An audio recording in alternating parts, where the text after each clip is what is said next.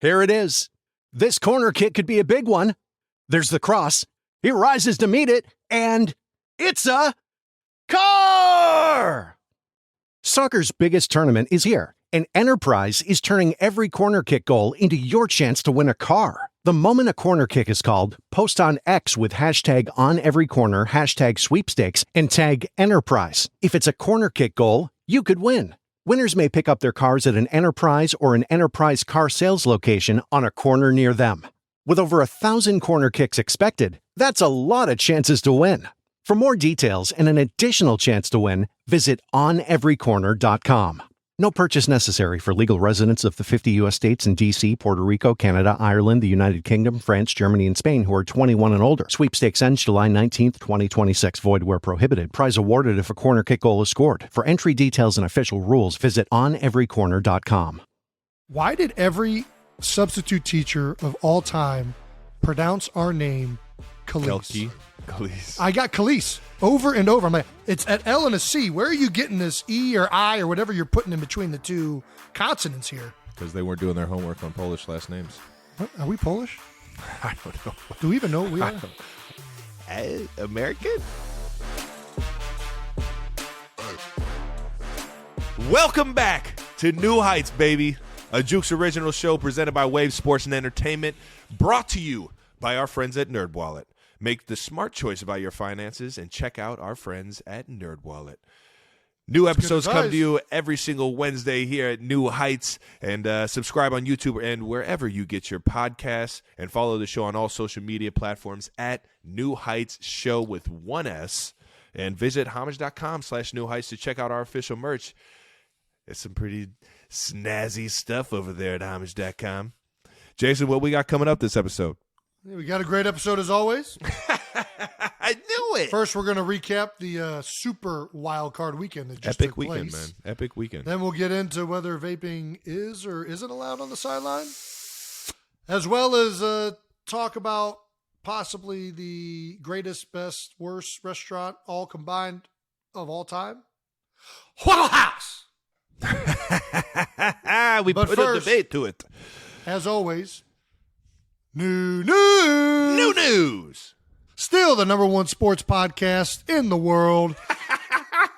Coming off of our bye week and probably one of our favorite episodes we've done with Mr. Rob Gronkowski. Legendary. Trav, what'd you think? What were your biggest takeaways from the episode? Man, I just enjoyed hearing this guy talk some ball, man. It was some enlightening stories. Him calling Brady an asshole at first was pretty funny. Yeah. Honestly, just hearing him talk the evolution of kind of how he saw my success kind of build throughout the league and how he got noticed. I mean, I thought that was really cool. I never heard that from Rob, and knowing that he's on my side in terms of NBA players going to the NFL or NFL players going to the NBA. That kind of just solidified that, Yeah, we're on the same I page thought he was coming across really well until he agreed with that statement that you've made before. I think it's a bad take, but the rest of the interview I thought was great. And obviously, both of you guys talking about each other, thought that was a great content because, I feel like everybody, thinks of it in terms of it's like enemies. But you could tell how much you two truly appreciate each other's game and expertise for your craft, but at the same time being insanely competitive. Yeah. And, I thought that's one of the greatest things that came from that episode, as well as great content about, Tom, Bill, the Patriot Way. He was very open in sharing a lot of things. And also touch on Gronk Beach a little bit, which hopefully neither of us will be able to go to. But it does sound like a fun time. Not this one. I'll be at the next one, though. Do you think he was as expected?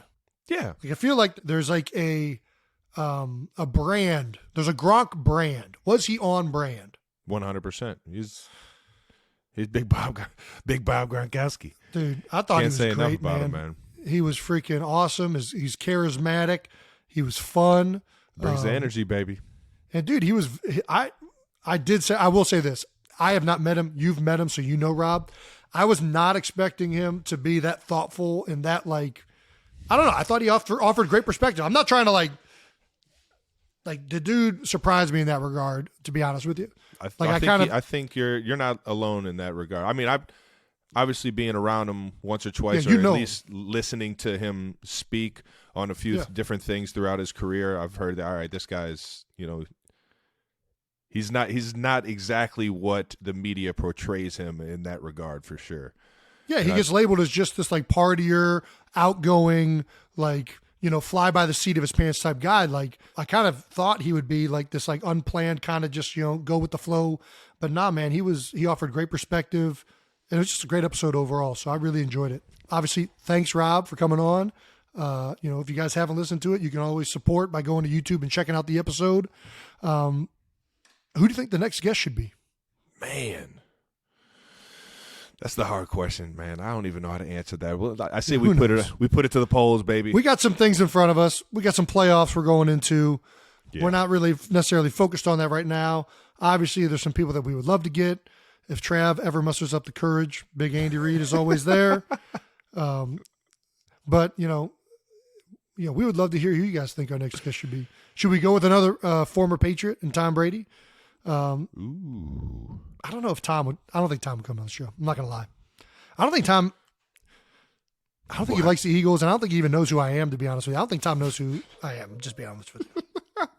He definitely knows who you are. You think so? I didn't think Tom knew who I was either, and I went. It was like during he knows COVID. who you are. He was during you COVID, catch balls though. And you do all these things. There's no chance he knows me. Catch balls and do all these things. That'd be a great segment. We invite skill position players on and have them name more than 10 offensive linemen in the league. I would be willing to bet outside of your team. Can't name former teammates. Yeah, if you can't name former teammates, I might be fucked on that one too. Let's look at some of the fan reactions from this week. We got Eddie Ritchie on Twitter. You finally decorated your space at T-Kels. Lol. It's looking good. Was this just for the Gronk appearance? Obviously it's not. It's still there. Nope. Dude, you went from having the most buns background, as you like to call it, to, look at all the stuff you got going on. Of the lingo. You got your Nickelodeon. First of all, what is that? Is that a Nickelodeon? Do you get that on like Amazon? Where does one find like a Nickelodeon blimp? We got an MVP of the week, Nickelodeon. MVP. Nickelodeon gives out MVP for what? Football? Every week, yeah. Every week they give it out. And they send you a blimp? You know which one I got that one for. Oh, dude. The most buns record of all time. 7 receptions for 4 touchdowns, and they gave you a Nickelodeon blimp? They should have slimed you. Yards. Don't you should have got slimed. Me. Don't you fucking shortchange me. You give me those 25 yards. I got a few. Got some great bobbleheads. Yeah, I got a few Super Bowl parades. You got your 199 trophy. So is that what the Madden actually sends you? The Madden sends the 99 pylon. It's a pylon. And then you got what I gave you for first becoming a member of the 99 Club, which is a Wayne Gretzky autographed jersey. Wayne Gretzky, baby. Into which I've defaced the back of it and put Kelsey on it to ruin all of the value for it. But as big hockey fans, one of my favorite presents of all time right there, baby. Yeah, I love putting that one together. That one was sweet. Obviously, growing up, 2 hockey guys growing up, Wayne Gretzky was God. Yeah, you were always more of a Lindros guy, though. I will say, I was more. You loved Eric Lindros. I did love some Eric Lindros, baby. I like the Flyers in general. I love their colorway and everything when I was a kid. That's what got me going. The logos in hockey, legendary team logos. Who had the best logo? I was a big Avalanche. See, I was an Avalanche fan. You can't steal my team. Name one Avalanche player. Right now or back then? Name one. Back then. He's the GM now. The number one player. Well, I don't know center. who I mean, I'm assuming it's Joe Sakic if it was the number one center. But Joe Sakic, Peter Forsberg, Patrick Waugh, Rob Blake. They had they traded for oh my gosh, the longtime Bruins defenseman Ray Bourque. They traded for him. He won a Stanley Cup in his final years. Throwing some good names around there. Dude, I was a huge Avalanche fan growing up. Peter Forsberg being my favorite player. Can't go wrong with the Chicago Blackhawks. That legendary logo. I like the old logo better. Yeah, I do. Chi-town. Dude, I forgot to mention this. our GM, I don't have it with me. I'll show it for you next podcast. But our GM, or not our GM, sorry, our president, Don Smolinski, used to work in the AHL. And he has a Lumberjacks puck. And he told me to give it to you. And it's like a used puck. Like this is like an authentic Lumberjacks puck. How do you know what the difference is from a used puck? And the logo is a little defaced. Yeah, it's got some wear and tear on it. All right. Come on, you know what a used puck and a brand new puck looks like. Come on now. All right. Not a game used, but all right, I hear you. Let's keep it Becca moving. on Twitter also said, I'm not a podcast person, typically don't have the attention span. That's me too. But I listened to / watched this entire episode. Gronk is an enigma and so fascinating. Lol, great stuff. I agree. I can agree. Quite the enigma. I'm with you on that. From KD on Twitter, sounding like a broken record, but this Kelsey podcast is a game changer in sports. You never heard athletes admitting to shit like this on the record before. We got some good shit. Yeah, I feel like we're just kind of talking, which maybe that's why, we're getting to things that other people don't talk about. But yeah, I don't know. That's great to hear because we're trying to give you guys an authentic view as to what it's like to be in the NFL. And I think either having our own conversations or having interviews with guys, I'm glad to hear that that's coming through. Thanks, KD. That's definitely what we've been trying to portray, baby. So moving on from the Gronk episode, we are finally and officially NFL All-Pros, baby. Congrats, big guy. First teamers, Jason named to the NFL All-Pro for the fifth time first team All-Proer, huh? Fifth. Well, Jason was only the 11th center to earn 4 All-Pro honors, and Correct. he earned his 4th last year. So I wonder where he is on All-Pros now that he's earned 5, which is pretty sweet. Congrats on that, big guy. This guy's legendary. Brother. He doesn't even know he's legendary, man. And with Sauce Gardner making an All-Pro, only Alabama with 4 this year alone had more former players selected than the University of Cincinnati, baby. Dude, I know we gave Sauce a New Heights stamp of the week, but man, a rookie All-Pro, do you know how rare that is? At the hardest position in football. Dude, tell me about it. And with the dopest nickname. This guy's got a lot of stuff going for him. We got to get Sauce on the show. This is crazy. I got to go to B-Dubs and get some Sauce wings. You know he has his own sauce at BW3's, also known as Buffalo Wild Wings? No. Yeah, he's got his own sauce. He's got his own sauce. Yeah. I got to know what it tastes like. I'm in. I got to try it. Time out. Have we ever talked about this? Why is it BW3's? I don't remember. Buffalo it's an Ohio thing. Buffalo Wild Wings. Like B-Dubs makes sense. BW3's makes no sense. But that's how I've always said it too. I don't know. It's an Ohio thing for sure because I say it a lot and nobody knows what I'm talking about. Anyways, yeah, I would love to try out some Sauce Gardner B-Dub sauce. Speaking of collabs, Trav, we got your Chiefs. Oh no, I guess that's not the right thing. Was it? No, you're Chiefs right. gear? Yeah, the Chiefs game day fits. Yes, sir. The Chiefs. I was very fortunate. Kansas City. The front office came to me, or the business side of things came to me and asked me if I wanted to do a collab with my True Colors fashion brand. And sure, why wouldn't I? You know what I mean? Yeah. Team it up with the Chiefs. So they're being sold in, I believe, the team shop right now and online at the Chiefs website. And it's just a collab, a True Colors Chiefs collab, baby. We can have some fun. I know I was wearing it during the Gronk episode, actually, one of the crew necks. So you guys can go on there, check it out, and have some fun. You can also go to True Colors and check out my latest drop of a fun, fashion sense that I threw into this one for the winter collection. Do I get sent one, or do I have to go on the website? Which one? Do you want the Chiefs one or the actual True Colors drop? Beggars can't be choosers. I'll send you a box. I'll send you a box of good shit. Because I think both of them look great. All right now. Alrighty. Now. Go check it out, guys. Let's get to the fan art of the week.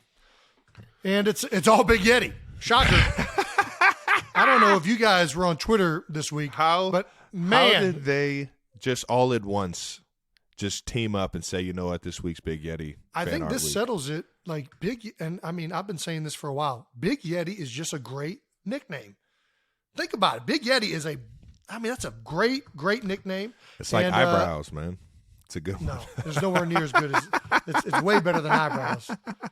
But check out this fan art. I mean, we got a Big Yeti drawing from Rocky Magana. Magana. I think I said that right. If I didn't, I'm sorry, Rocky. But yeah, outstanding penmanship, 87.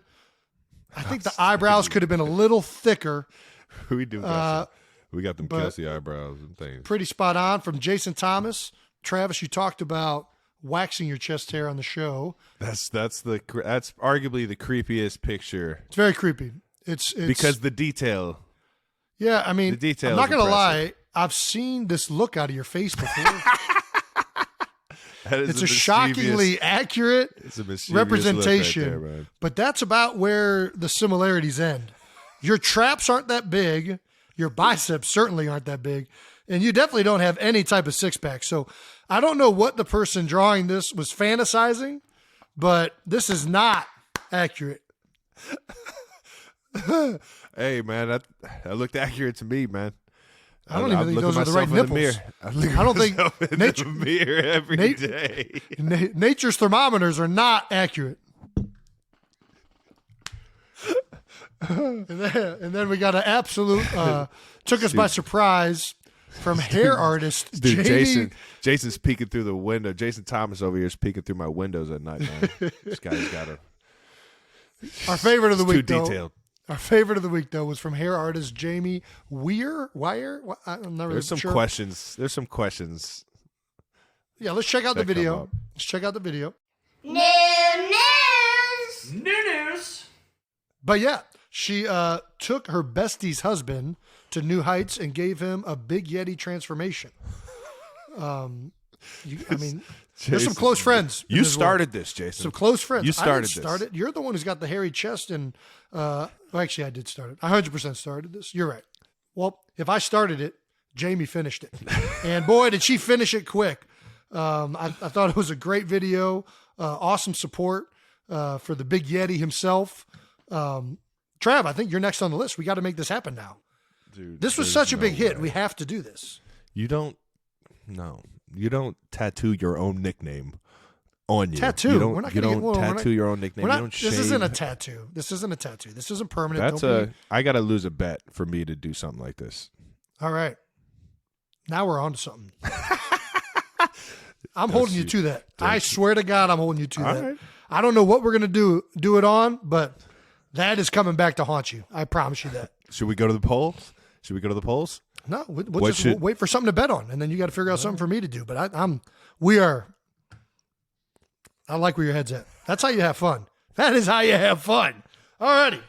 For those listening, if you want to send your artwork or your videos or anything else to support the show, you can check it out on YouTube. You can send it our way on Twitter, Instagram, any of that stuff. We have a great team here at the New Heights Show who tries to get to everything, and hopefully we include it in the show next week.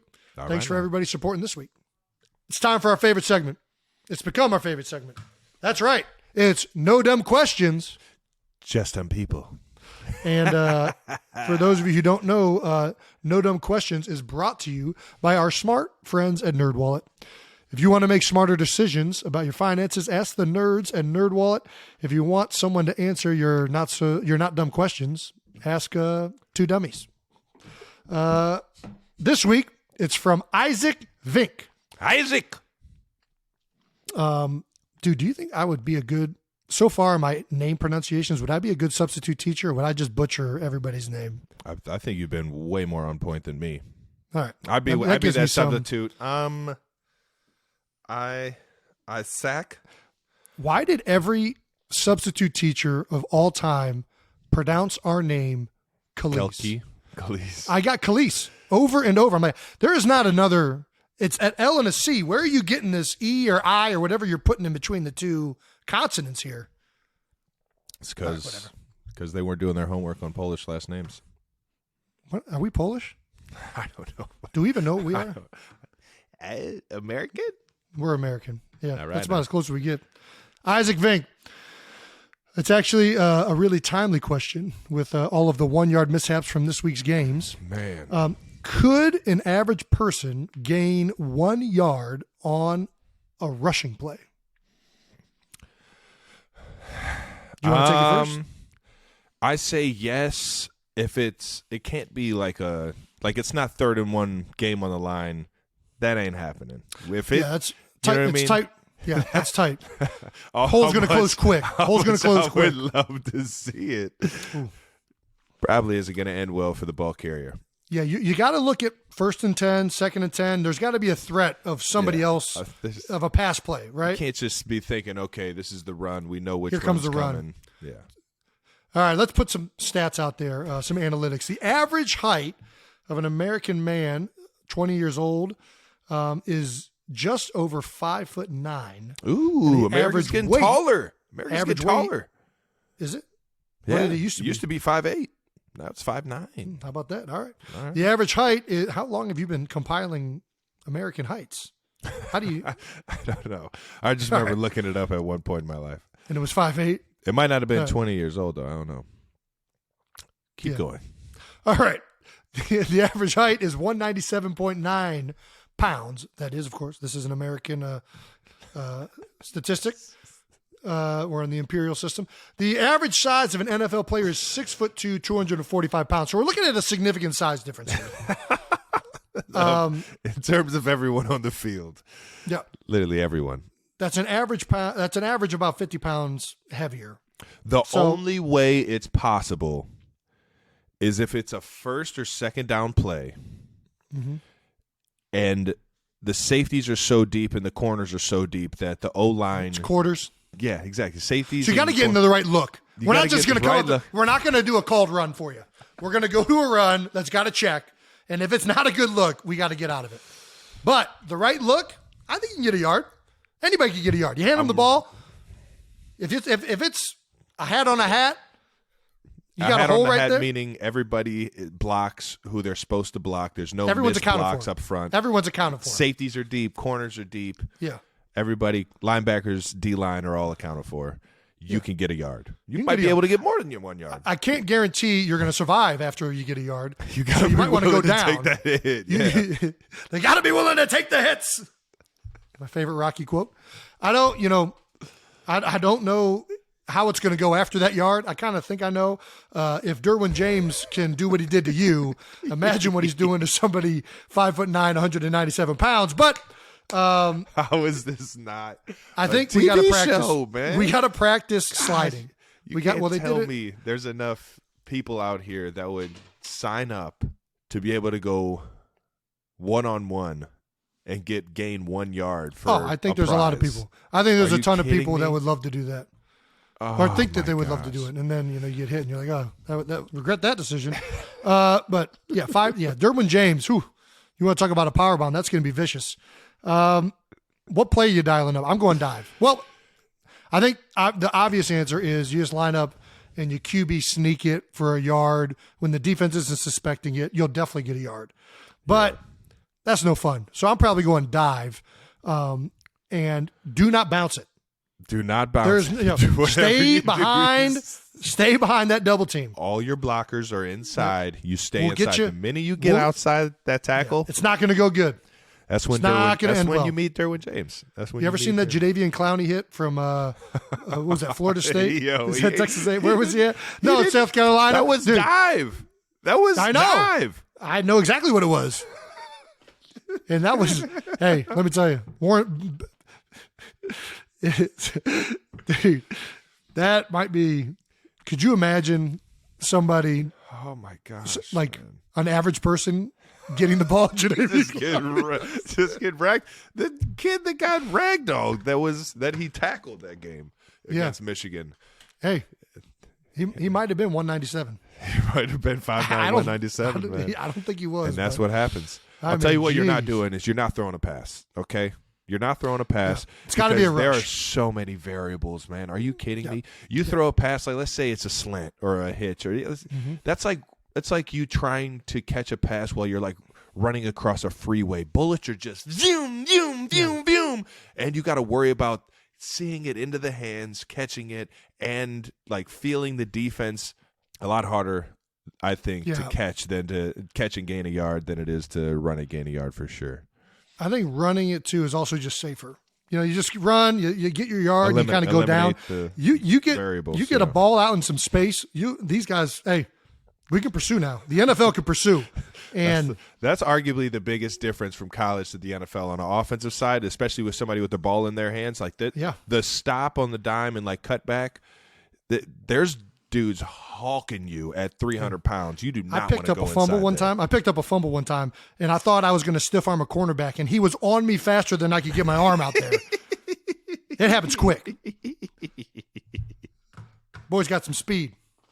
Yeah. Well, I think that's all we got. I mean, is there anything else you got to add? What play are you running? I mean, you got to run dive, right? Yeah. What else are you going to? I'm going weak. I'm going weak dive though. You get the fullback going to the weak side. Oh, you're going two back. Yeah. I mean, you got to have a cleanup guy. Okay. Someone to pave the way. Maybe make a hole for you. Yeah. All right. I can get Ed Kelsey a yard. Nah, maybe not Ed. Yeah, Ed doesn't have – he's got bad knees. He's got new knees.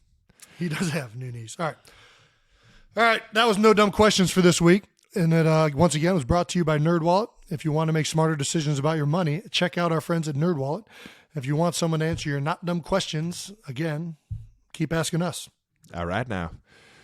Let's keep it moving, ladies and gentlemen. Now we are moving on to 12 bold topics, which I'm not even sure if it's been 12 topics since week one. It's we haven't really counted the topics we're doing. It's however many topics are on this sheet of paper in front of me. So I'll leave that up to the producers. Some of our fans kindly pointed out that it should be now 14 bold topics, because the whole reason it was 12 bold topics was to honor or to point to our 12 Pro Bowls that we have combined. Ooh. Now, obviously, getting two more, it should be 14.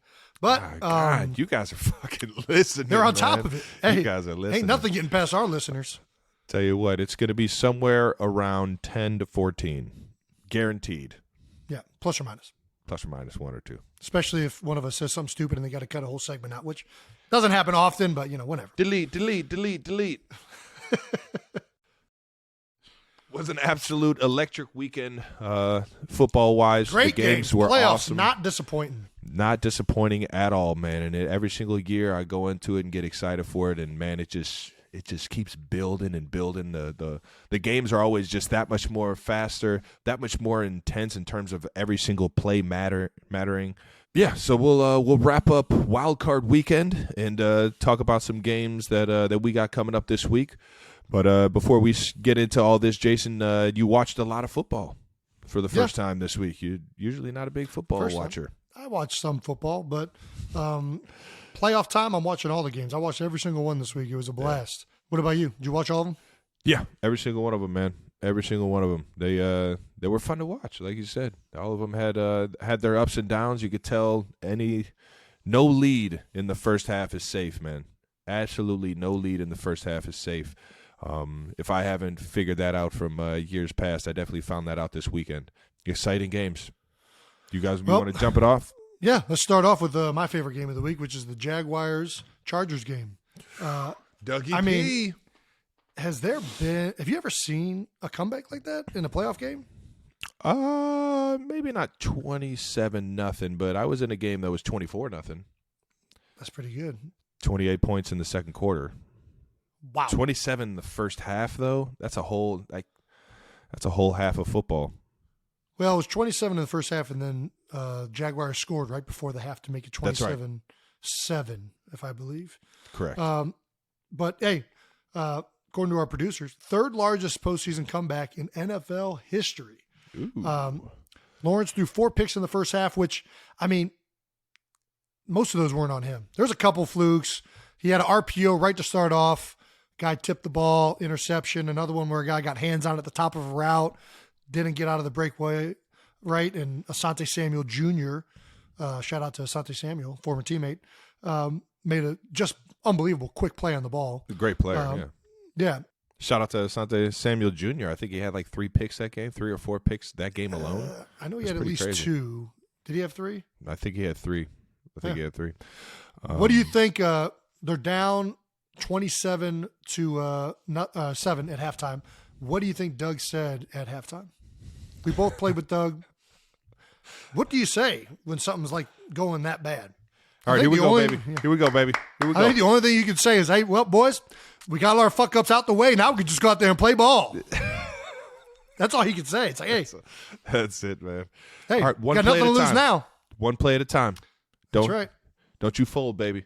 We just keep pushing. If they can put up 27 in one quarter or 1.5, so can we. Let's do it. Let's do it. But honestly, I went into – so I saw the first quarter and a half, and I ended up going home. And, like, by the time I got home, it was finally halftime. It's 27-7. I'm like, they're only up 20? Like, in my head, watching the game, like, it felt like they were up way more than just 20. The Like, touchdown before the half was huge. I was like, if they wouldn't have scored before the half, I was very skeptical on whether they were going to come back. The moment they scored before half, I was like, well, you know what? I'm going to keep watching this. Let's see what happens. Yeah, because a 20-point lead is way different than, you know what I mean, a 4-score lead going in there. And we've talked about just momentum in general. Momentum is a real thing. Yeah. Some of the biggest times to score during a game are start and end of a half. So to end a half with points like that, not just a field goal, but with a touchdown, you're kind of ending on a good note. So you got a little bit of more juice when you go into that. Do you have any Doug halftime stories? I feel like I should have them. Yeah. I don't know. I don't know if I have any halftime stories. I remember Dougie P coming in when he was the OC and being very very good at channeling us in the right direction going into the second half. That is, whatever was happening, if it was good or bad, talking about changing the bad and talking about just harping on making sure that we're all doing the right things and the direction that we're going with as a team. I thought he always had great command and great, respect out of the guys around him to get the challenge, whether it was, calling out guys play tougher or give more, play with more energy, whatever it may be, whatever it is that's keeping you, or if it is a negative thing going on in the first half. I always thought that he was good at, calling it out respectively and challenging the guys to be able to fix it. Yeah, he was like that 99% of the time. Doug is an incredibly positive person and guy that is bringing positive energy. There were a couple of times where we'd be in a halftime say, offense, get your heads out of your asses. That was one of his favorite things when he's like really mad. We got to get our heads out of our asses. And I'm like, that's a good point. But no, I don't know. I think most coaches, whenever things are going bad, they have a way of understanding the situation. And I think Doug was one of the best at kind of understanding what the guys need to hear. Whether it's, kind of getting called out to get some energy going, do something, make something happen, or whether it's like, hey, just stay true to the process. We're close. He was very good at understanding what the situation dictated, and whatever he did for this halftime, it worked because they come back out, win the game. Yeah. But it didn't help without a little bit of or it didn't happen without a little bit of help from the Chargers. 3-goal lead, man. 3-goal lead. Worst goal lead in hockey, which, by the way, do you know some people say it's 2-goal lead is the worst goal lead in hockey? I was always told it was 3-goal leads the worst in hockey. I always thought it was 3. Because 2, you still want to. Yeah, 2 isn't that much. You want to pour it on a little 3 bit. because then that's when you really fall asleep. All right. Now we can just play defense. Yeah, there ain't no way they're coming back from 3-goal lead, which 27-7, 3 touchdown lead. Maybe it's the worst lead in football. I don't want to go down my history road right now. Let's just keep it moving. Yeah. Joey Bosa.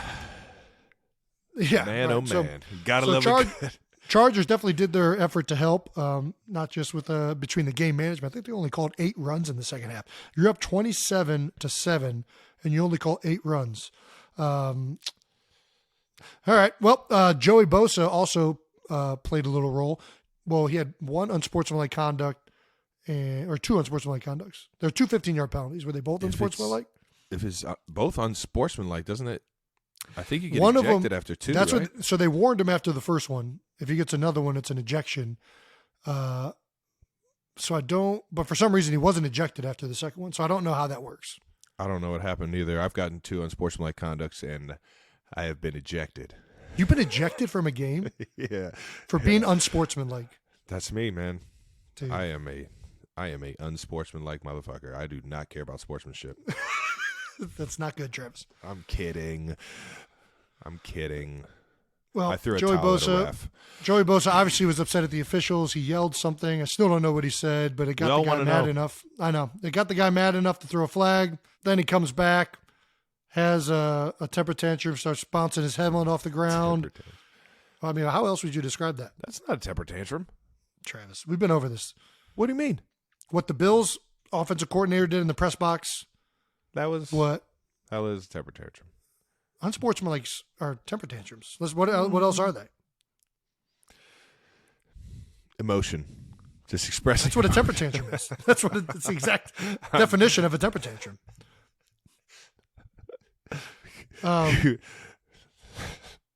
Yeah, I mean, I love a good helmet I mean, I've toss, been there. We've all been there. I've done this. If there's two guys that understand a good helmet toss, yeah, you're looking at both of them right now. So Joey, I feel your pain. Yeah, I've my favorite part of it was when the head coach picked his helmet up and handed it back to him. He said, "This, I fucking threw it down for a reason.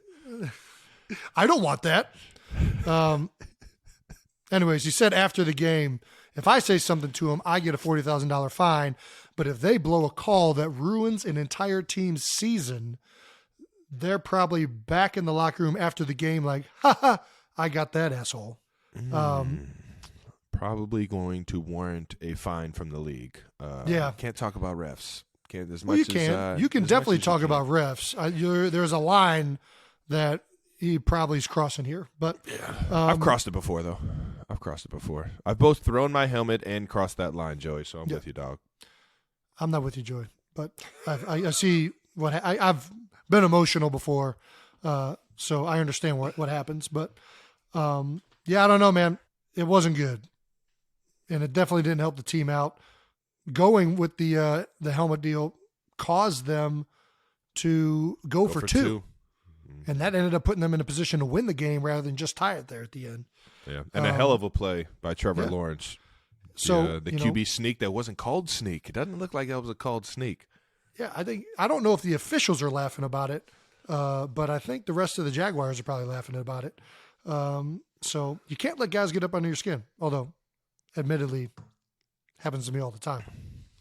I'll be the first to say it definitely gets me too. Yeah, I probably shouldn't be throwing shade at Joey. No, we're not throwing shade. Nobody's throwing shade. Joey's a great player. Can't do it. All right.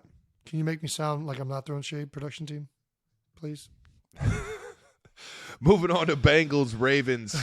Bengals 27, Wrangles. Bengals and Wrangles. We got Wrangles and Bengals. Wait. Bengals and Bavens. Bavens. We had a wild one in Cincy, man. For a long time in that game, it was a very, kind of a toss-up game, and then the one play happened. Goal line. Quarterback 92%. sneak's gone wrong. Well, we didn't talk about the 4th and 1 ballsy call by Doug, right? That was not a QB sneak. Oh, you're talking about the first one? The first one? I don't know which one you're talking about. So on the 4th and 1, sorry to kind of go back. We're back on the Jaguars game, but on the 4th and 1, before they kicked the field goal to win the game, Doug had a choice of what to call. Ooh, that was a banger. They come out, and I think they had QB sneak called with a kill, and he noticed, because if you listen to the TV copy, it sounds like Trevor saying kill. And you see Doug right away sprinting down the sideline because he knows the kill is not going to work. Bangs a timeout. All of a sudden, they go back out there, and what you think is it's the QB sneak, everybody's pushing, and the quarterback little around end kind of misdirection play gets a first down. Yeah. So I thought that was one of the most awesome moments of probably the best moment of the postseason so far. They get the first down, of course. They end up being able to kick the game winning field goal as time expires. Flash forward to Bengals-Ravens game, 3rd and 1. Huntley, quarterback sneak, reaches. It's such a clearly not a. You can reach 4th and 1, 3rd and 1. It's probably not a good idea to reach, but if you get it, it's one of those things where it's like, all right, good job. But if you don't get it, and this was what happens. I mean, this is the downfall of reaching, and this is a bad 8% of the QB sneaks because my man Hubbard. I don't know what linebacker caused the fumble, but somebody swatted the ball, and my man Hubbard gets it and goes 98 yards to the house. Mr. Cincinnati. Which ended up being the game-winning touchdown. It was tied 17-17. So crazy. you're looking at a 14-point swing off of a quarterback sneak. I mean, and a sneak that if he doesn't put it out there, it looks like he ends up. He ended in the end zone. The offensive line got the push. He fell into the end zone, watching their hopes and dreams fade away as Hubbard ran to the other side. There's a lot of game left. There's a lot of game left after that. Yeah, maybe not a lot, but I hear you on that. Yeah, that's a huge play. It's a huge play. Hate to see it, man. But Cincy obviously ending up winning that game and moving on to play in Buffalo in the next round. Shout out to Mark Andrews on that play, man. You want to talk about showing heart. He made the running back look like he didn't even care. He got clipped, too, at the end. Yeah, you got to. He definitely got blocked in the back. They're not throwing that. I'm a fan of not calling that. It's the playoffs. Don't call that. It didn't affect the play. Unless it's my team. Don't call that. Call it. Ravens running back J.K. Dobbins had something to say after the game. Obviously, as a running back, you're hoping you get at least one chance within the 5 to be able to get that ball in the end zone. Tired of not getting the ball. Tired of being held back. If we would have had Lamar, we would have won too. On Huntley's decisive goal line fumble, he said he should have never been in that situation. I don't get a single carry. I believe I would have put it in the end zone yet again. And I mean, obviously a lot of confidence in him to be able to do what he does best and run the ball. And I mean, that's what you want to hear out of your running back. You want your running back to have confidence. You want your running back to get the ball. We already know where I stand on quarterback sneaks, and it would have scored if he wouldn't have reached. So I think it's a good call. I just don't. Yeah, I was bad execution. And, but yeah, I mean, listen, I know that, obviously you would like JK to have more support of his teammates, but you can understand the frustration. And the guy wants to make a play. He wants to get a carry. That's good. You want a guy to go out there and do that. And you know what? I don't know. I mean, yeah, they probably do win if they have Lamar. I don't know, but who knows? Yeah. But, I know. Either way, I thought Huntley did a decent job, though, all things considered. I mean, they were in a position to win the game. Their defense was playing pretty good. He was playing good. They were running the ball well. He was making some good decisions. So, just an unfortunate play. Speculations on Lamar's injury. Michael Vick had something to say about Jackson's reluctancy to play with a PCL sprain.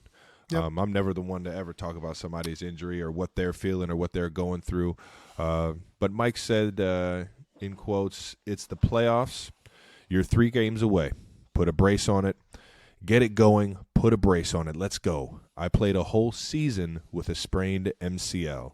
That is, I think it might be a little unfair. You never know how somebody's injury is affecting them compared to how and there's different degrees of sprains.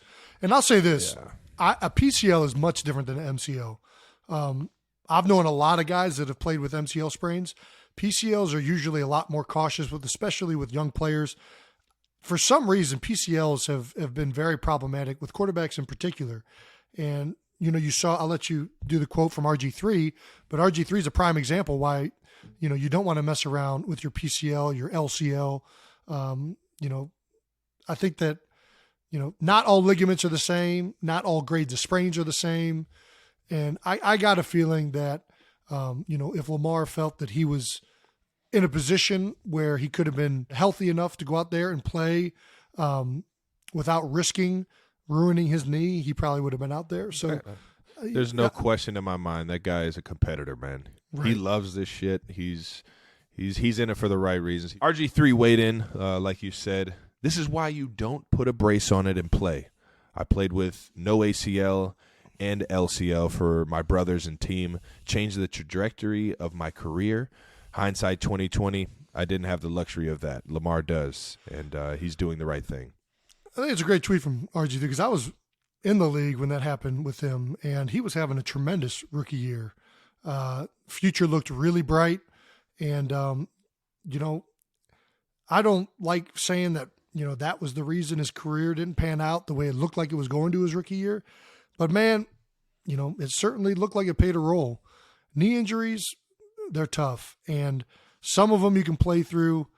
when you start talking about ACLs, PCLs, LCLs, I don't know that that's a good idea to play with stuff like that, because you're talking about stuff that is a lot more.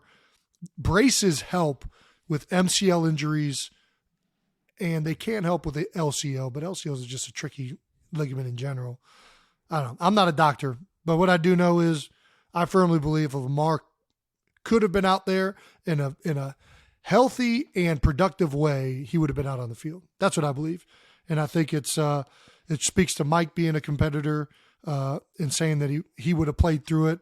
But it also speaks to RG3 having the sage wisdom of having gone through something and it not going too well for him to be able to speak up on behalf of Lamar. So, well said, brother. Yeah. All right, let's get to the next one. Cowboys-Bucks happened last night. Not gonna lie, Cowboys looked good. It looked good. That was the hardest game to watch right there. Why is that? The Bucks just couldn't get it going, man. They just couldn't get it going. Well, right, and that one pick in the end zone was a tough one. They're down I think 12-0 at that time. It didn't even look like it was a pass play. Like, it looked like some of the receivers weren't even really running routes. They were going to block second level. I was just confused on what the play was. Yeah. It looked like a play action from the line, but they double teamed a D tackle. He kind of got loose inside, and you saw that affect Tom. And it looked like he was just trying to throw it out the back of the end zone, or I don't know if he expected the tight end to be over there. But either way, ended up in the hands of the defender. So, yeah, I don't know if the Bucks look bad, or, to be honest, and kind of pains me to say it as an Eagles player, but I thought the Cowboys looked good. I really did. I think Dak Prescott played a great game. Their defense was stifling. I think that they did a great job, especially being down in Tampa at an away game. Yeah. So, kudos to the Cowboys for playing a good game. Do we think this is Tom's last game? No. Press conference sounded very last game-ish. Thankful to a lot of people, happy. Kind of. Well, I think. Not happy, but I think he's genuinely, saying how grateful and how much he respected his time there and all the people there. Yeah. I think that's fair. It was the last year on his contract there, right? Like, he just did a 1-year contract. So, I don't think it's his last game. Positive. It might be his last game in Tampa. So you think he's still going to play potentially? Possibly, yeah. I think he's still going to play.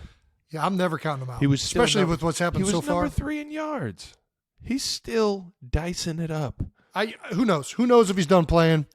I don't know if I want to list. I'm not a big betting lines guy. DraftKings. But I am a DraftKings fan because they are supporters of the show. Yeah. Where do you think he's going to end up next? Right now, they're saying Raiders and San Fran are in the lead. That is the DraftKings Sportsbook saying Raiders are plus. That's where everybody thinks he's going. Do you think he's going Raiders or San Fran? I think San Fran's probably his best bet. The way that Purdy is playing over there, he's pretty good. He's looking like he's going to be the starting quarterback for the 49ers for quite a while now. But obviously, you never know when Tom talk comes around. That'd be a crazy scenario. Yeah, 49ers Garoppolo leaves New England to go start a new career, and then Tom Brady comes in at the end of it. Yeah, Raiders obviously have McDaniels, so there's obviously some chemistry there. But I don't know if the Raiders are in a position right now that Tom's looking for. Yeah. Maybe they are. We know that Patriots are not a chance because Gronk said it. And Gronk is Tom's did say best that. friend. Well, he didn't say it's definitely not happening, but he would be very surprised. I think were Gronk's exact words. If he was a betting man, so scratch Patriots off the list. Yeah, I trust Gronk's opinion. Dolphins, they got Tua. You got to think that he's going to come. Yeah. Tom's a Florida man now. I do think roster-wise, I don't know what's going to happen with Tua and all the concussions. I'm hoping and praying for the best for him. That'd be a great fit for Tom. I mean, you look at the weapons they got. Scheme. The defense that they have was pretty stout. They got some good players on defense. That'd be an intriguing fit. Giants, I don't know, man. We didn't talk about that game much, but I guess we're going to get to it a little bit. Giants just seems unethical, man. I don't know. I guess they got to re-sign Daniel Jones, but Daniel Jones looked pretty good in that last game. Yeah, he did. Jets, again, I don't know if that's the right fit for him. Yeah, doesn't seem like the right fit. I don't see it. We'll see. Although there was a pretty good quarterback that wore number 12 for him. Back in the day, of course. Joe Namath? Yeah, hey, this guy knows his football, man. I didn't know he wore number 12, to be honest with you, but I don't think he did. I just kind of pulled that out of my ass. He might. I connected it. Oh my gosh! And the survey says 12. He wore 12. Good job, Trav. I'm a genius. He wore number 12 and he wore fur coats, baby. Let's keep it moving. I remember the fur coat. Did Mike McDaniel's vape on the sidelines? I mean, there's no question. There's no question. If you know anybody that vaped or has vaped in their life, or if you've seen anyone that's vaped, that is a vape, 1,000%. Right? Are we being conspiratorial? There was a We're vape. not being. I mean, that's what All it looked. day. I mean, listen, I don't. He tried to hide it, but come on. What else would it have been? That's what vapors do. They hide it. They hold it in there. There's people saying. There's people saying it might have been a Sharpie. He's a big pen guy, supposedly. What's he inhaling Sharpie on the sideline? Listen, I'm with you. That's arguably worse than vape. I can't. That's right. I'd rather it be a vape than him sucking on a Sharpie like that. That ain't it either. Yeah, I think if you sniff Sharpies, you can get a high, right? Is that a thing? That's what they told us when we were kids. I know markers, but if Sharpies Never worked for me. All right. Who knows? But I think we know. It was a vape. Let's be honest. It looked like a vape. Hey, if it looks like a vape, it smells like a vape, it's probably a vape. Really, the question is whether it was weed or was it tobacco, which I don't know. It kind of shows you where we're at in 2023 that nobody's asking this question. How are we not talking about this more? You can't do that on the sidelines. Yeah, I think maybe times have changed. I mean, maybe he's feeling a little bit anxious. There's that famous. He's feeling anxious. It's his first playoff game as a head coach. Just trying to calm the nerves down. That's fair. I mean, there's that famous picture of Len Dawson, legendary and Hall of Fame quarterback from the Kansas City Chiefs 1969 team. What are you talking about? Legendary pick. You don't know this pick? It's him at halftime with what looks to be a beer and him smoking a cigarette at halftime. The first Super Bowl I or Super Bowl IV. I forget which one. I think I've seen the Chuck Bednarik one where he's smoking a cigar. No, Len Dawson. During pulling this up? And I'm pretty sure it was at halftime. At least that's the legend. R.I.P. Len, man, just passed away this year. I've seen this pick. Legendary pick. I think there might be something that Len knew that we don't, or at least that Mike Daniels does. Are we reverting back? Yeah. We've gone through sports science, and we've realized through all of this biohacking and research that really Len had it right the entire time. Just smoke cigarettes and drink a beer. What are we doing here? We're overcomplicating this. Let's calm this thing down. Should have. You think you'd have been better off by just firing up a cigarette on the sideline instead of smoking the vape and hiding the vape? No, I think the vape's better. It's a little more discreet. Right now, he's getting away with it. He's getting more away publicly with it acceptable right for sure. I don't know. Does it explain the 4th and 1 delay a game at the end? Brings us to our last 4th and 1 situation. Debacle. If that was a weed pen, it explains it. That Tobacco not explains so a lot. much.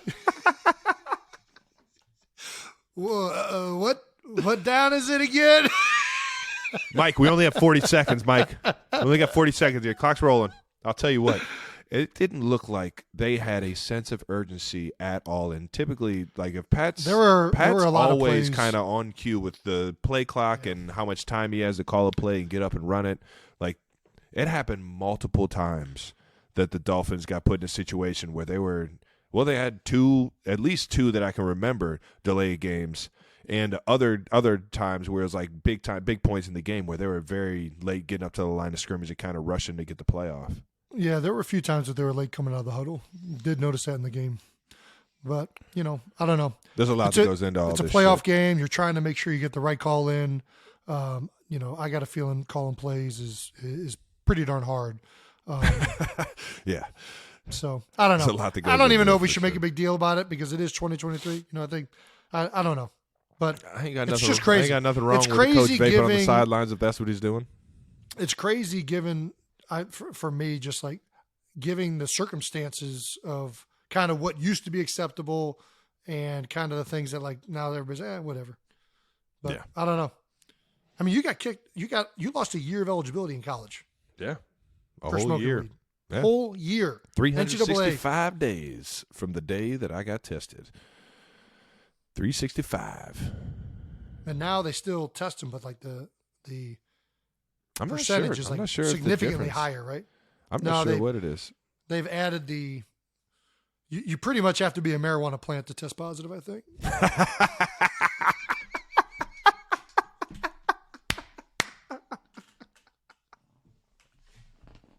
That was a good one. You remember, this is the funniest one. The funniest one in college. I can't say his name, but we had a guy going into he was a senior. He knew he was going to fail it anyway. So he just smoked as much as he could right before to get his number as high as he could. Our head trainer came back. He said, Nate, we got one guy that set the fucking record for the highest amount of THC in his bloodstream, in his urine. The fuck are we doing? Oh my gosh, that was so funny. Shout out.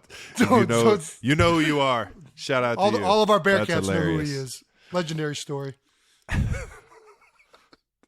Moving on to player insights on the NFL storylines. NFL stories that are out there. Aaron Donald briefly retiring on Twitter.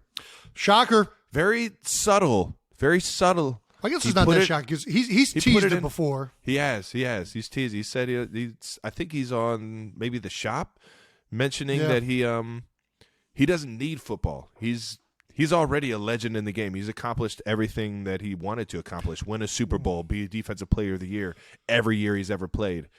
The football more so needs Aaron Donald than Aaron Donald needs football at this point in his life. And I thought it was very interesting the fact that he went to the bio in the Twitter though. Yeah. It was Like a very, JJ at least like tweeted out something that kind of led along, but this was, I don't know. I will say, how long was it changed for? Because I mean, he's kind of proving that he is that big of a deal when you change your bio and People everybody are does noticing. notice Yeah. it. I mean, I can't remember the last time I read a Twitter bio. That's pretty crazy that it was caught like that. If it was a short time, but Yeah, I guess don't when you're know. Aaron Donald, that happens. I don't know. So is he not retiring or is he retiring? That's what I'm confused about. Has he acknowledged it? I don't think he's even made a comment on it yet. I don't He's think changed his I don't think bio he's addressed back. it. Yeah, I don't think he's addressed it. Maybe he'll change his bio so we can find out. Is he Tom Brady in us? Is he? Is he? What did Tom say Brady do? say that I'm retiring and then come back? You remember that? You remember when Tom retired? He Retired full and on then retired. unretired? Yeah, but there's And been a lot of then- guys who've done that. Brett Favre did that. I mean, it's not like a Tom Brady exclusive. A lot of guys retire. Gronk did that. We just talked about it. Yeah, you're right. But Tom did it last year. I hear you though. Yeah. Um, So AD, maybe he'll change his bio. Go back to his bio. And then that's how we'll have to find out. Maybe that's the only way he communicates with people from now on. Twitter bio. give it some time. It was a rough year. I don't think he's retiring. All right. I think you're I right. think Tough it year. was just a tough year for the Rams this year. Yeah. He didn't have very much fun because when you're not winning, you're not having fun. But I don't know jack shit. So hopefully he doesn't though, man. I love watching AD play, man. Yeah. It would be a shame to see him retire still at the top of his game. Football All right. still loves you. Talking about weird trips or kind of, I don't know, signals. Cliff Kingsbury says Phuket or fuck it or, I think that the pun is fuck it. But either way, Cliff Kingsbury's fired from his job at the Arizona Cardinals. and is reportedly by Fox, and multiple teams have been in contact with Cliff, but he is remaining uncommunicative and has booked a one-way ticket to Thailand. And how do we know that this is just a one-way? It's a good question. I guess investigative journalism has found out. I don't know how. He's also supposedly told teams respectfully that he's not interested at the moment. Completely understandable. Okay, I just signed he just got fired. Big time contract going into the season, fully guaranteed, and for the next couple years, I can kind of just sit on this cash that I'm making. Well, I believe there is an out in the contract that stipulates he has to seek further employment. You can finesse that. You think so? What? What are you, a lawyer now? You can finesse the fuck out of it. You work for Ballard Spar? What are we talking about here? You can finesse the fuck out of it. I could go interview for a job. They offer me the job. I could say no. Yeah, but he's not even – this report is saying he's not even like accepting interest. He's respectfully saying he's not interested. He just got fired yesterday. I'm with you. I feel – I'm just saying. Yeah. I don't think this alone. Okay. Yeah, I don't There's think probably a certain time frame that he has to be able to seek further employment. Yeah. Either way, I support the move to Thailand. I myself have been to Thailand. Never thought I would go to Southeast Asia. Went with a few buddies. Did you ever get a one-way trip to Thailand, though? No, I never did a one-way trip. Always did round trip. I'm a big one-way trip kind of guy. I don't know if I'm picked.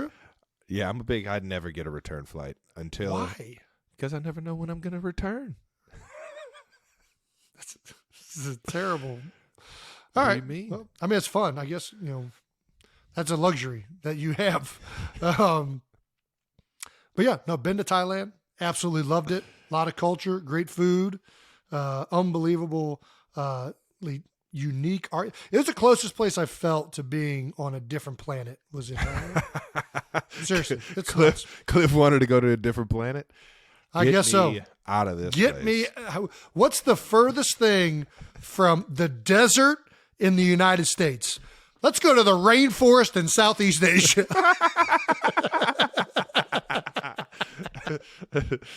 Oh man. Yeah. How was Thailand? We also went to Malaysia on that trip, which was a great.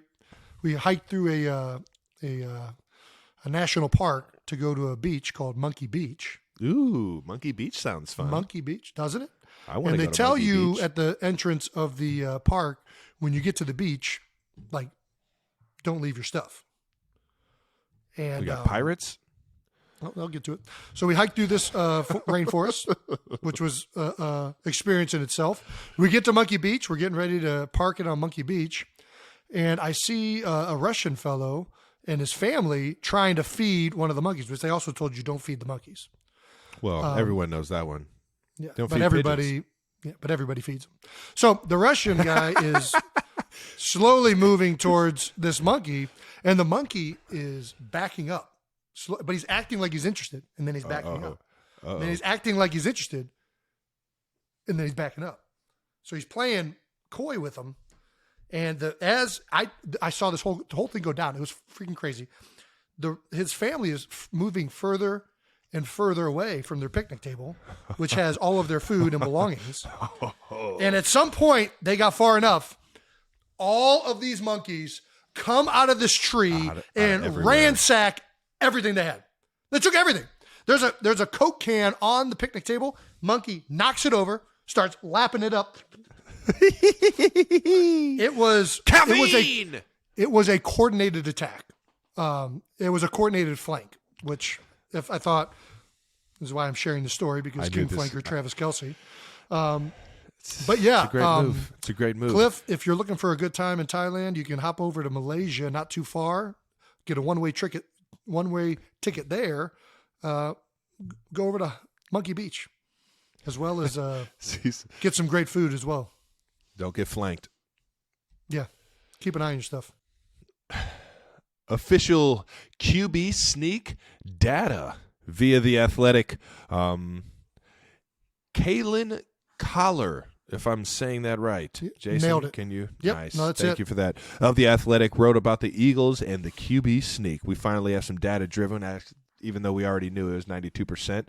She found that the Eagles ran it 32 times, which is fucking absolutely ridiculous. The most since 2000 and likely the most all-time in the NFL. It's the most since 2000, but they've only been keeping track of it since 2000, which is why she said it's the most of all time, potentially. And with Hurts at quarterback, you guys converted it 93.3%. There we go. That's pretty damn good, Jason. Listen, I told you That's it was pretty 92%. damn good. You did. You shortchanged it. Hey, that's within the standard deviation. That's like when the carnival guy guesses your weight. If you're within the. That's within the. That's within the 5. Yeah. I think you get 5 That's within pounds. the 5 pounds. 2 pounds each way. Yeah. In quotes, they've taken it to another level. Giants defensive line coach Andre Patterson said, one guy is on each cheek, and you got the guys behind him. Talk about the running backs pushing. That makes it real difficult to stop. And I think how the QB sneak needs to be. How the defense needs to present itself for it to be stopped, and we're probably not going to get that out of you. But is cheek to cheek? Is that how you guys teach it? You guys go cheek to cheek. You guys say, "Hey, make sure you throw this cheek on his cheek." You guys are cheek to cheek in there. Well, yeah, you don't want any spaces. Yeah, you don't want room for people to sneak on through there, but you also want someplace for the quarterback to go. There's ways to make it difficult, but it doesn't really matter what the defense does. To be honest with you, if you run it properly, it's going to be hard to stop. And that's why the percentage is so high. So, if you want to stop it, you got to go all out, usually, or you got to kind of get some other advantage, but it's worked out really well for us. So well that, The Athletic is writing articles about it. I'm just happy that this has been one of my pet peeves for a long time, that teams don't run enough quarterback sneaks in the NFL. I've been on this, this very much. I have been on this for a while. This is a great statistic from this year. We've been running quarterback sneaks really well for the last 5 years, ever since Doug was here. And we didn't used to do the push. Now we do it because it's allowed, but it's still a good play without the push. The fact is, in what is supposedly an analytic-driven league, most teams do not run enough quarterback sneaks. I don't know why. I know why you guys don't run them. That is very evident. But, it's just blatantly disregarding science. Yeah. Yeah, blatantly disregarding one of the best plays of football. Yeah, we had a guy in Philadelphia who was part of the analytics department who did a whole study and found out how ridiculous it is that more teams don't run quarterback sneak. The numbers for themselves told the whole story. He crunched the numbers. He kind of became just like, I think guys were like, oh, here comes the quarterback sneak guy again. He's going to tell us to run more quarterback sneaks. 93%. But the bottom line is, it won us games, and his willingness to stick to that was a big reason we had success in 2017, and a big reason we still run a lot of them to this day. So,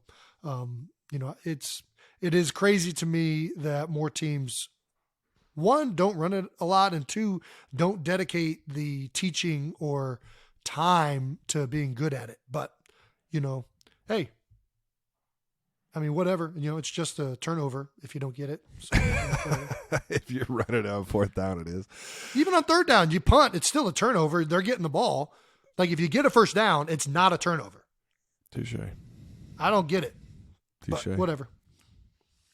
What do I know? Hey. Mr. 93%. Moving on to divisional preview. The question everyone wants to know, with both games being on Saturday, does Mama Kels run it back and try and make both of our games? Yeah, she's not. It's not happening this year. Well, at least not this round. Listen, Mom was talking all that trash about liking me more, and whose game does she go to? She's going to Travis's. So it's all right. It's all right. Whatever. Yeah, no, it's fine. I'm not sure. I'm not sure what either of our parents are doing right now. But yeah, my dad's going to your game too. I appreciate. Listen, them both it's all right. out. You're the baby. Obviously, they love you more. I've known it my whole life. It's fine. It's more exciting. You have a suite, so people love going to your games. I make people sit in the cold because I'm cheap. It's fine. It's whatever. I don't need them there. We'll be good. Well, enjoy the Mama Kelsey's rolls. Those of you that don't get the reference, our mother last year in the playoffs of the first round, I believe, Wildcard Weekend, went to Jason's game against the Bucs in Tampa Bay during I think it was a noon game or a 1 o'clock game. It was an early game. It was 1, I think. I don't know if they do noons in playoffs, but it was an early game. 1 o'clock game on the East Coast, and found her way to Kansas City by the time our 7:30 game got to halftime. So she saw the second half of my game, getting to see both of her sons play in the playoffs in one day, 2 games, 2 different cities. The Twitter, she was all over Twitter with it, giving everyone updates, and sure enough, the NFL and the Twitter world ran with it and showed my mom a lot of love. So we appreciate you guys showing her all the love last year. She got to live in that moment and get to see one of her sons throw a touchdown pass. My first ever completion in the National Football League, as well as a touchdown thrown against the Steelers last year in the wild card. So it's fun times, but unfortunately isn't happening this year. But what we are going to see is Giants at the Link. NFC East rematch. Eagles won both regular season games, facing the Giants for the 3rd time. Also the first time ever that one division will have 3 teams in the divisional round. So shout out to the NFC East, man. You guys were coming into the season not getting a lot of praise. We talked about you guys now, the best. Look at you, best division in the game, man. You were talking trash over there in the AFC West. Who was talking trash? You were talking. You said, "Oh, it's not the AFC West." Yeah. How many teams of the AFC West are still in it? I know one. Team's pretty good. Pretty good team right there. Yeah, no, it's pretty crazy. And they're all playing good ball right now. Like I said, the Cowboys played a good game last night against the Bucs. Giants probably played their best game of the season, I'd say, this past week. So, you know, now it's our turn. We got to play the Giants. Got to get them at home. A lot of people. Link's going to be popping. It's going to be a fun environment, that's for sure. Eli Manning's going to be in attendance. He's looking forward to the environment. Yeah. Eli's coming. He previously said, I promised myself I'd never go to another football game in Philly, but I'm going to break that. I can't wait to see how many double birds I get. Probably going to set a record. It's a good mindset. Good. He's definitely going to get a bunch. He's going to get a fuck ton. No pun intended. If there's one thing you're going to be harassed is in Philadelphia as an opposing legend for either the Giants or Cowboys, or Washington for that matter. You're going to get, especially a playoff game. Oh, yeah. Yeah. Can't wait to see the videos on Twitter afterwards. Did you see Giants pulling off the quote-unquote upset over the Vikings? Yeah, I did. Well, listen, you always think, you don't know for sure, right? You never know. Yeah. But, the Giants lost the previous game against Minnesota by like 3 points. And I don't know. It just felt like the Giants were headed in the right direction. Minnesota's won a lot of games, but you kind of saw their weaknesses. So I thought it could go either way. But I remember even walking off the field, both the Giants and us felt like there was a good chance we were going to see each other in a couple weeks. When we played them in Week 17. So definitely not surprised. I wouldn't even call it an upset. I think a lot of people saw that might happen. It was 2 good teams. They had a good game, and the Giants came out on top. Right on, brother. Well, let's get to your game. You guys are coming off a team with the biggest win of their season, coming back from down 27-0. Yeah. You're getting an energized and excited team in the Jaguars coming to Kansas City. Yeah. Former coach Doug Peterson, not only your former coach, but obviously former player and coach with Andy Reid. Week 10 rematch. You guys already beat them once this year. Beat them 27-17. Thoughts on playing them for the second time? Yeah, they're a way better team. I don't want to say way better, but they're way more together of a team. Yeah. That is the since week 10, they've been on fire, man. And outside of that first half last week, they've been playing really, really good ball all across the board. The defense is playing great together, flying around. It's a physical defense now. Linebackers, D-line, those safeties, man, I don't like playing them because of how aggressive and how good they are. Respect the hell out of everyone on that defense. But it's definitely it's not going to be a walk in the park, and that's what you want in playoff football, man. You want that challenge of playing the best, and we're getting one of them in the Jags. Yeah, we played them early on too, and I agree, man. You could see the talent, and you could see something starting to brew even then. I talked to Doug after the game. I was like, man, you guys got a good team. We watched on tape. You can tell they have good players. It's just bringing it all together so that it's all synced up properly. That's really what was missing. And, man, and one of the things he said was, we're young, we're going to continue to grow, and man, have they grown. Yeah. Where they're at now, they're playing much better football. Obviously not the best first half last week, but they responded. And if you look at them over the past few weeks, they have been a much better team. So you guys are going to get a good matchup here. What's the biggest difference in you guys since week 10?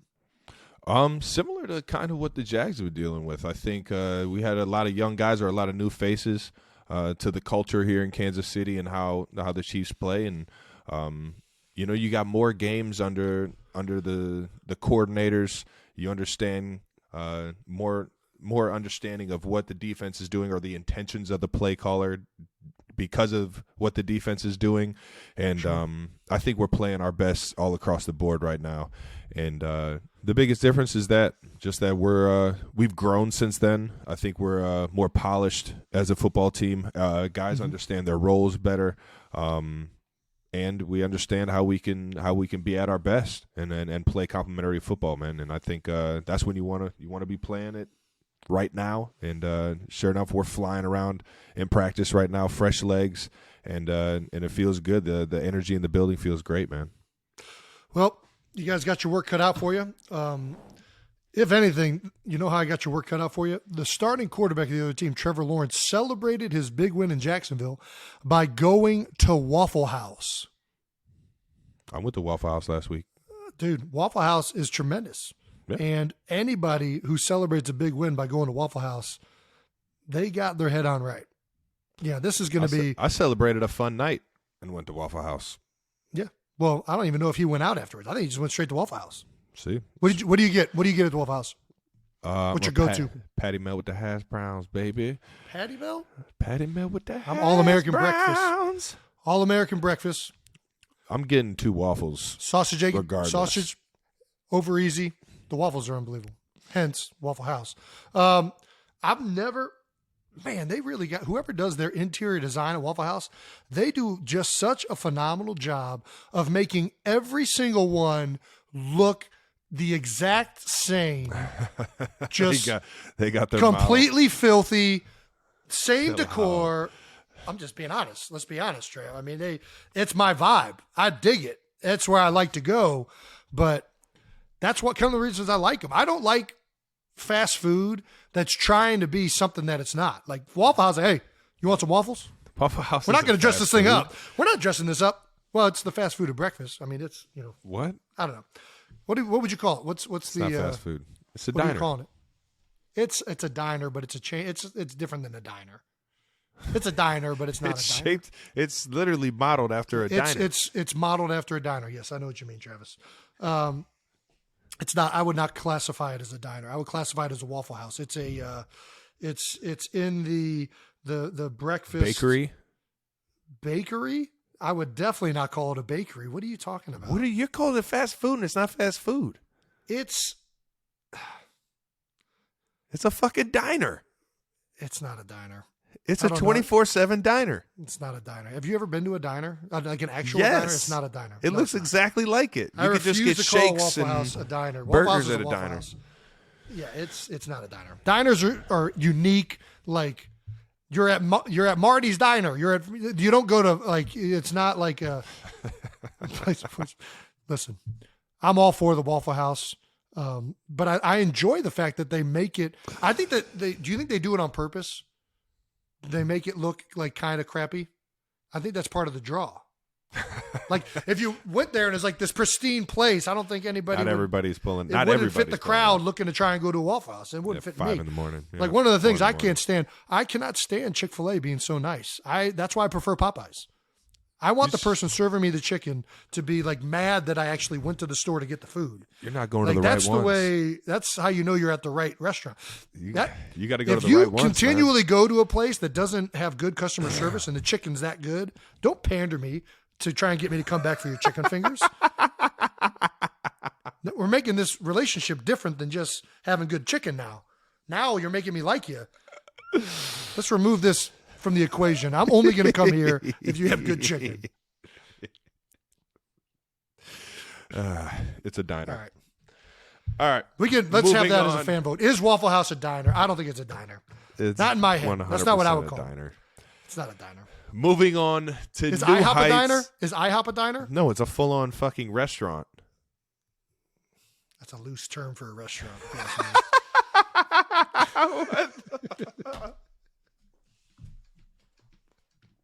This guy's out of control. I love both of them. I'll eat both. But Of course we will. I grew up on IHOP. Big Ed loves some IHOP.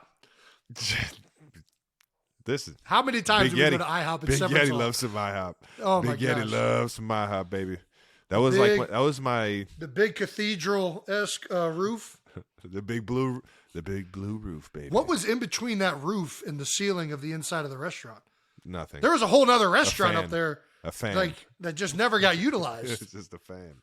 What other restaurants are restaurants? Should we but go? not We did restaurants? fast food. We did fast food. Do we just go straight up breakfast? We're going breakfast. Cracker Barrel. Now what is Cracker Barrel? Cracker Barrel, is that a breakfast spot? That's what not a is breakfast spot. What? Cracker Barrel is like Anything that opens. I mean, it up has breakfast for the morning and has breakfast is a breakfast spot because but it's not known for breakfast. That's like saying IHOP's a lunch spot. Like it's known for breakfast. International House of Burgers. This is how you know Waffle House isn't a diner because Waffle House is only for breakfast. This proves my case. No, it is Or not. late at night. You get breakfast food though when you go. Well, I guess you don't. You're the only person in the world that goes there and gets a patty melt. Everybody else gets breakfast. Their patty food. melt, I thought is a. I might be saying the wrong thing. I thought their patty melt was a breakfast sandwich. Or is it a it patty might melt be. breakfast sandwich? I don't know. What I understand as a patty melt is it does not include any breakfast materials. You only eat hash browns for breakfast. You don't eat hash browns at any other point in the day. What so the it heck has does to. hash browns have to do with a patty melt? That's the combo. Patty melt with the hash browns. 2 Chainz said it. All right, so we got to rank these. Where are you ranking them? Waffle House is number 1. It's not even close. All right, that's fair. I won't argue that. I do love some IHOP, but I won't argue it. I feel like Uncle Don's birthday present for me was $25 to IHOP for probably the past 10 years. Yeah. And I mean, I use it every time I go up there, and I get steak and eggs. Yep. I get the side big stack.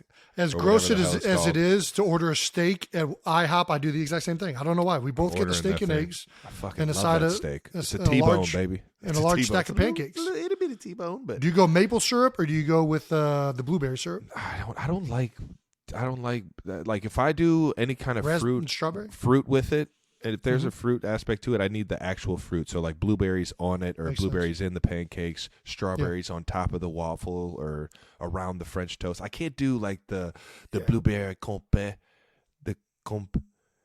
Yeah, I don't think it's a compote at IHOP. I think it's just blueberry artificial flavoring in the syrup. I'm a big chocolate chip pancakes, buttermilk pancakes with maple syrup. Don't mix it up. It's the best. Yeah. But yeah, Waffle House. Then I'd probably go IHOP after that for the chain breakfast spots. I'm going Bob Evans then Denny's. Bob Evans, then Denny's. Yeah. I'll stick with that. I think that's a good ranking. I feel like we're missing something. I will say this: Cleveland Heights. If you're ever in the Cleveland Heights area and you want an authentic diner experience, There's two. there's one diner Well, there's two. There's a lot of diners. There's a lot of great diners on the east side of Cleveland Heights, or Cleveland. Yeah, my go-to, though, is Irv's. Irv's over there on South Taylor. South Taylor, baby. It's about as big as a hallway, and it has a long diner with one griddle top, and same guy that's in there. And that thing is that's getting been in there used. since we were pretty much 13 years old on that griddle. And they make everything on that griddle. And I'm convinced that all the cheese and eggs and everything that have gone onto it have made the food taste better each and every year. It's tremendous. Can't forget Bill's over there Bill's on is Mayfield. good too. Mayfield and Warrensville. Oh man, Bill's has got this. It's got this Texas toast, bacon, egg, and cheese. Yep. Baby, Yep. that thing fucking slaps every time. Please rank your breakfast spots, diners, whatever you want to call them. I still don't think it's a diner. Yeah. Rank them. Let us know what you think. Moving on to New Heights Stamp of the Week. This week, the Stamp of the Week goes to some fans that might be sending us some wedding invites. Shout out to Adriana Myers and her fiance Christian, who actually took their engagement photos with Kelsey jerseys. That's right. Whoa. That's right. Christian actually wore your jersey, and Adriana wore mine. Go figure. In quotes, we love football so much. Time out, man. Shocker. What the fuck does that mean? The guy wears my jersey and the girl wears your jersey. It's fine. It's whatever. It's just the way it always happens. She likes a nice tight end. Who doesn't love a good tight end, man? Oh, man. We love football so much that we wore our jerseys for our engagement photos this past weekend. As you can tell, we really love the Kelsey brothers, and I think we may be predicting the Super Bowl. Boom! Speak it into existence. Give the people what they want. Adriana, we appreciate you guys for showing the love. And, yeah, Adriana, you look lovely in that 87. And congratulations on the engagement. We got to take care of some business first before we make that come to fruition. All right, now. But Adriana, make sure you send your size. I'll send you a nice 62 jersey so that we can get you right. Yeah, great job, Christian. All right, here we go. This guy's crazy, man.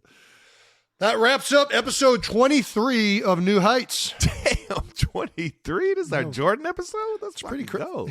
Hey, should we get Jordans for this episode? We should buy each other. All right, anyways. Make sure you subscribe on YouTube to the New Heights channel so you can check out the videos when we post them. Listen and subscribe wherever you get your podcasts. And make sure to check out our official merch at homage.com/New Heights. You're going to want the merch, baby. And once again, New Heights is a Jukes original presented by Wave Sports and Entertainment and brought to you by our friends at NerdWallet. Make the smart choice about your finances and check out our friends over at NerdWallet. Follow the show on all social media at New Heights Show with 1S for fun clips throughout the week. And thanks to our production, as always, for making us look and sound way better than we are. And thank you guys for tuning in. Until next time. Peace.